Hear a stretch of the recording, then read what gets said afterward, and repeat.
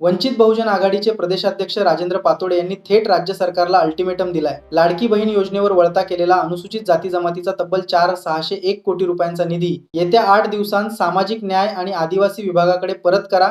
अन्यथा मंत्र्यांच्या घरावर मोर्चे काढले जातील,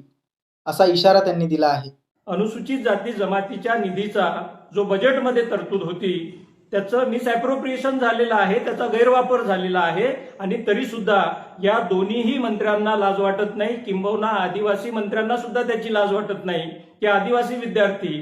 त्यांच्या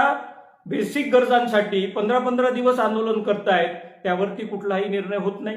अनुसूचित जाती जमातीचे विद्यार्थी त्यांची वयोमर्यादा 45 वरून 30 केली, त्यासाठी आंदोलन करतायत, त्याचं काही यांना वैषम्य वाटत नाही आणि म्हणून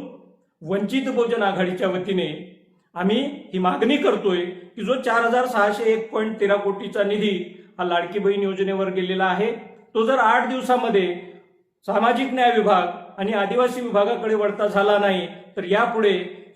जे मोर्चे होतील ते रामदास आठवलेच्या घरावर होतील, ते मोर्चे संजय क्षीरसागरांच्या घरावर होतील आणि मग पुढच्या काळात राज्यभर जी आंदोलनं केली जातील या बजेट चोरीच्या विरोधात, त्याला हे दोन मंत्री जबाबदार असतील।